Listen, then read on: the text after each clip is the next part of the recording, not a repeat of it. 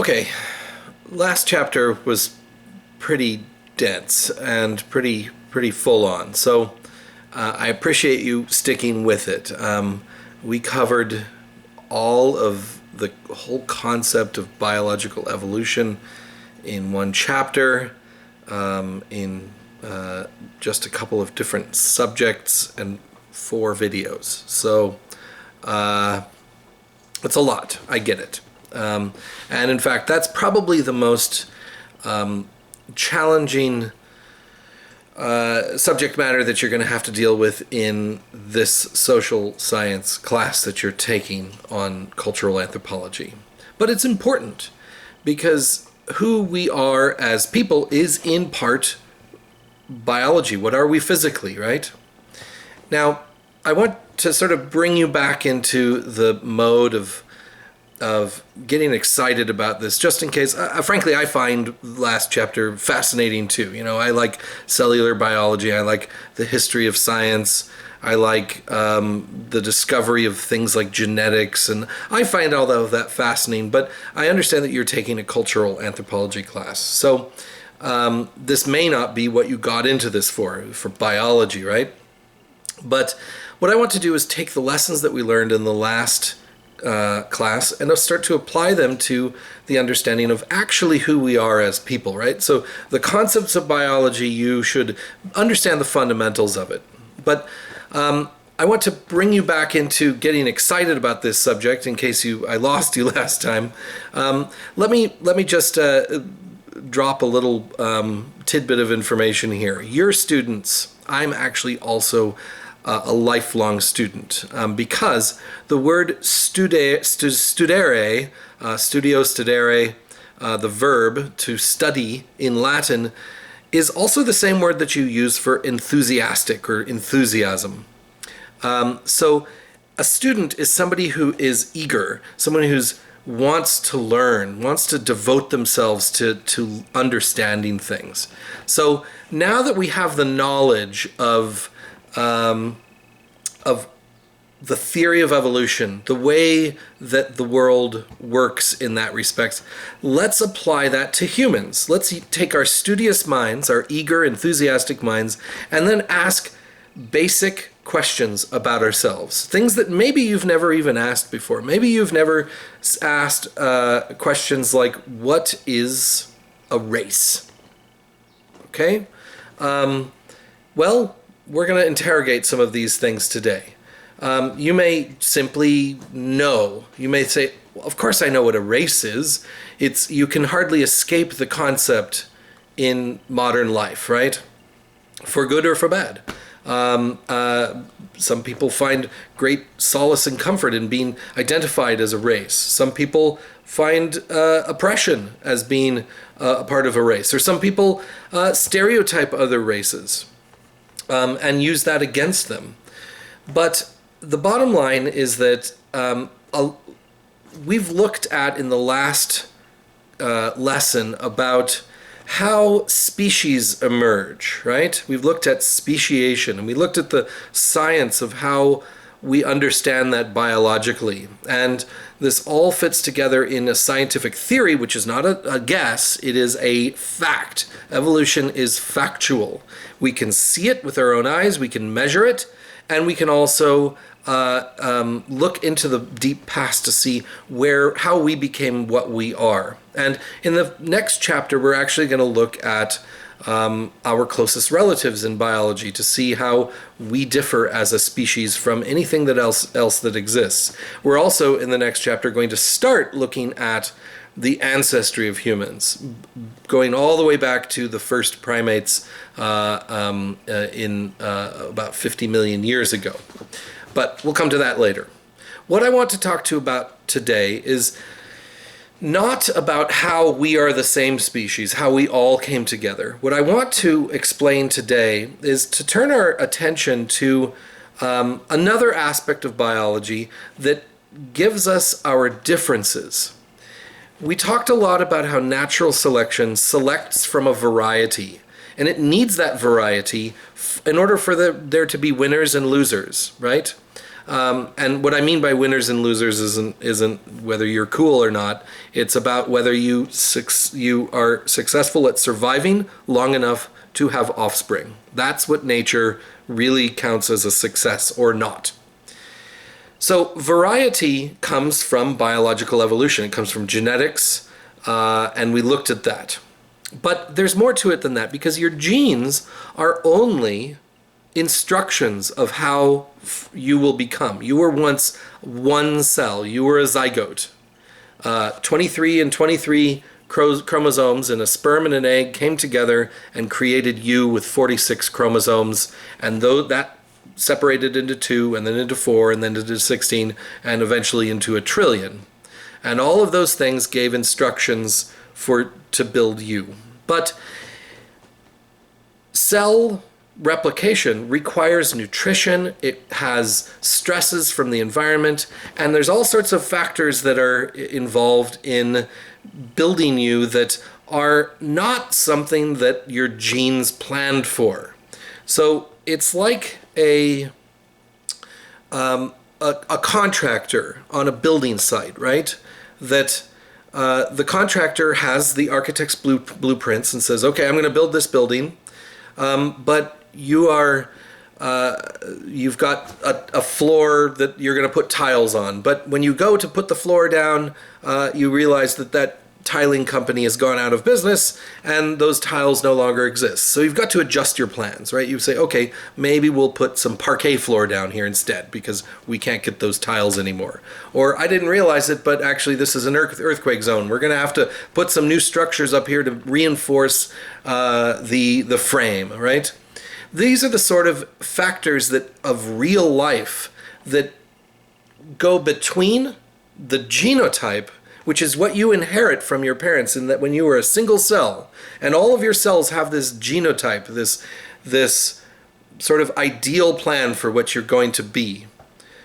But the built product is something different, and that rests on a lot of environmental factors. This is developmental biology. We looked at genetic biology, cellular biology, evolutionary biology in the last chapter. But today we really need to look at how people exist in a real world, right? And so this will carry on into future lessons when we actually talk about behavior too, because it doesn't stop with your body. You've got the genotype, which tells you what ideally you're going to be created as, what type of body type you're going to be, what kind of eye color you're going to have, what height you're going to be. But the phenotype is what is actually constructed and built. Now, beyond that phenotype, however, is your behavior. And I talked a little bit about this in the last chapter too. And culture guides your behavior as well. So culture is also affected by the real world. Your genotype creates your phenotype, and your phenotype creates culture with other creatures out there, with your community. And we're going to look a lot more into culture in future chapters. But today, I want to talk about the variations that humans have based on differences in environmental factors. This is really where a lot of our variations come from, because remember, we're all part of the same gene pool, right? So we are all so biologically similar to one another that we're all just mixing these genes around amongst ourselves through gene flow, admixture, right? So where does the human variation occur? Why do we look so different from one another? Why do we have different heights, or why do we have different healths?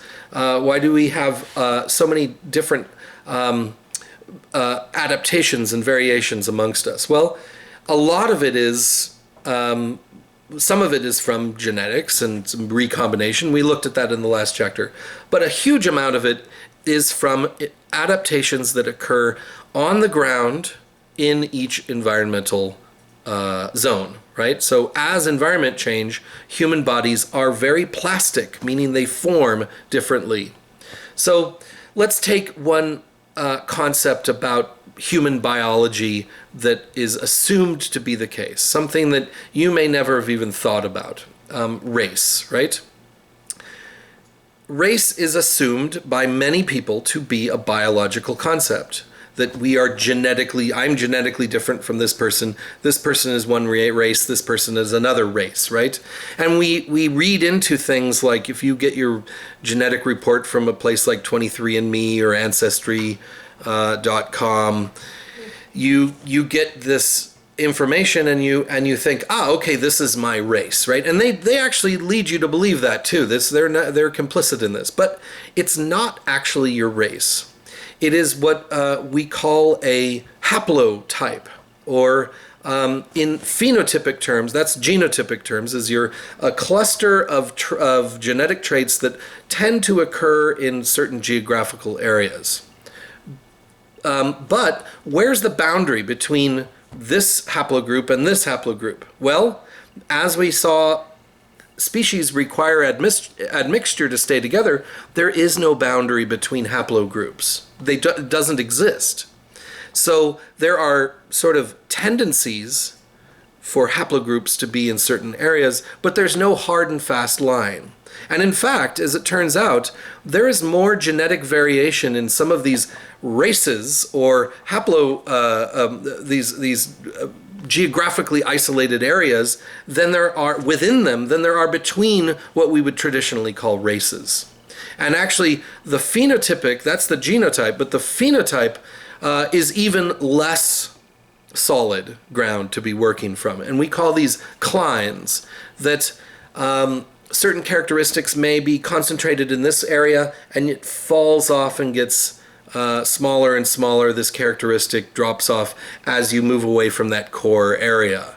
And that is why we call it a cline. It's like an incline, right? It inclines away, it drops off. But there's no hard and fast line that says, here's the boundary between this group and that group. And in fact, the characteristics, or the genetic characteristics in this group that you might draw around a so-called race is actually, there's more variation within that race than between the races.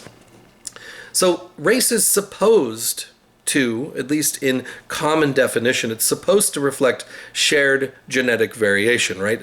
Racial categories are supposed to be based on genotypes, but they're not. They are not.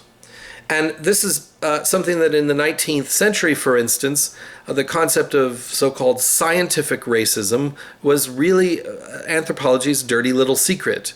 That anthropology was supporting this idea that the so-called great races, the white race, the black race, the red race, the yellow race, terrible terms. Even being a so-called white person myself, I don't like using that term. I'm sort of a weird shade of pink. These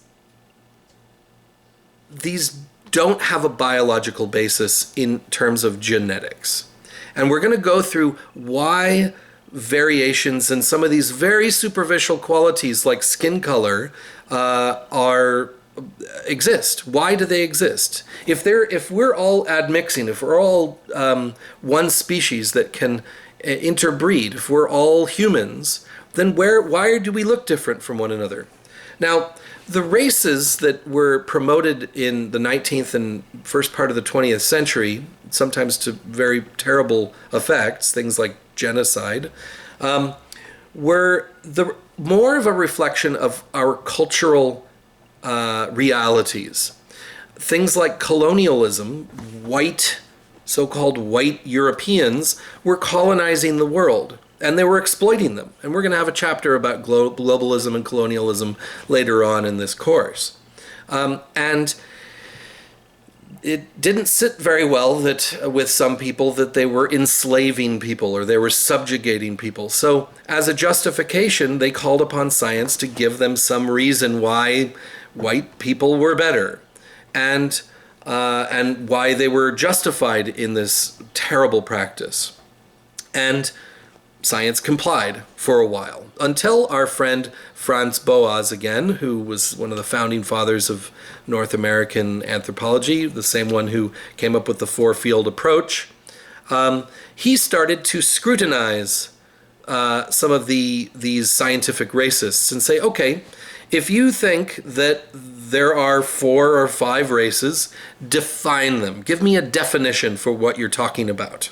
And they would say, okay, skin color. And he's like, okay, fine. What about someone from Sri Lanka and someone from sub-Saharan Africa? They might very well have the same skin color. And they're like, okay, it's not that. It's a couple of factors that have to be combined.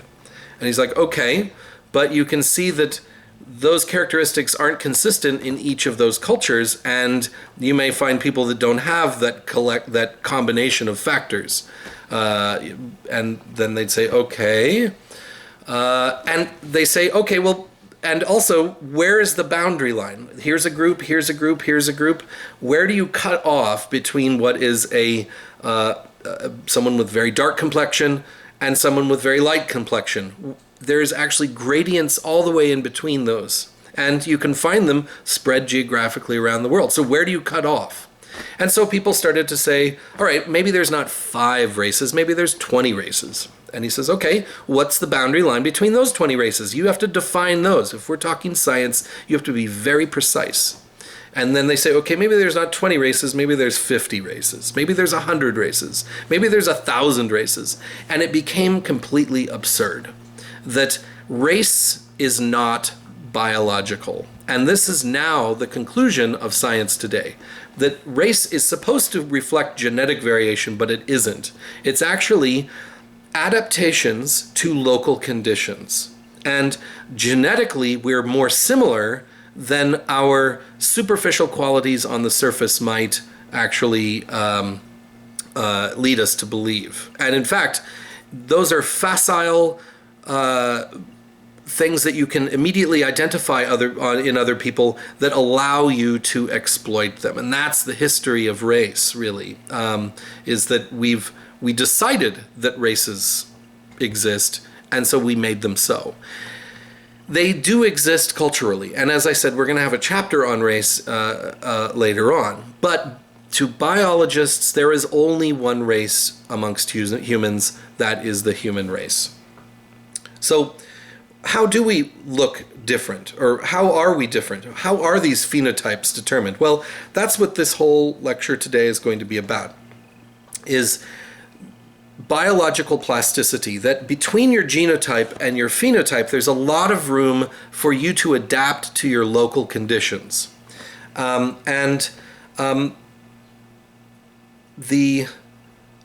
The problem with phenotype-based racial classifications are really threefold. One, individual traits are replicated across geographically separated populations. Like I said, Sri Lanka, Sub-Saharan Africa, Papua New Guinea, they're all going to have similar skin tones. So is that all one race because you're saying here's a skin color? That's a problem, right? But also these traits, like if you try and combine these things, different traits, skin color, stature, skull form, facial features, they don't always go together as a unit. And this makes sense biologically because, as I said in the last chapter, this is the law of independent assortment. These traits can be recombined in different ways based on what your ancestry is. And so there's so much admixture that you're going to get a lot of variety. And it's not really heredity that is causing these variations. A lot of it is the environment in those local conditions. So people that may have very different ancestries can actually look very similar to one another because their environment is the same. This is what's called convergent evolution. And also, as I mentioned before, populations that are grouped into one race based on a phenotypic characteristic or similarity can be very genetically distinct. So there's fundamental problems with phenotype-based racial classifications. Also, it's important to realize that we are actually very genetically similar to one another, that we have no problem interbreeding with one another. There is no other species of humans that exists today. And amongst the and in fact, genetic research suggests that between about 70,000 and 50,000 years ago, all humans on Earth, every single human being on Earth, shared a common ancestor that existed in Africa. So we're all related as recently as 70 to 50,000 years ago. And that's really, as we're going to see in the coming chapters, not a very long time ago in terms of evolutionary history. It's very, very recent. Right. Race is a fairly recent human invention. It's not biological. It's about culture, not biology. And race, but at the same time, race is a reality in culture, that it's embedded in institutions and everyday life, which is why we're going to have a whole chapter on the use of the concept of race in the future. But in terms of biology and evolution, as we're talking about, it does not exist. And I want to be extremely clear about this, and I even want to be as clear as to say, you'll probably be tested on this. Race is not a biological concept. It has no meaning in biology for humans. Right. So how do you explain these variations? Well, you explain these so-called racial characteristics the way you explain a lot of things about human variation. And skin color is usually the one that is cited as being the predominant aspect of a characteristic that you cite as indicative of so-called cultural race, right? But where does skin color variations come from? Well, they come from the same source, environmental adaptation to local conditions, that you get for a variety of other characteristics. So, for instance, how big are your lungs, right? How much oxygen can you process?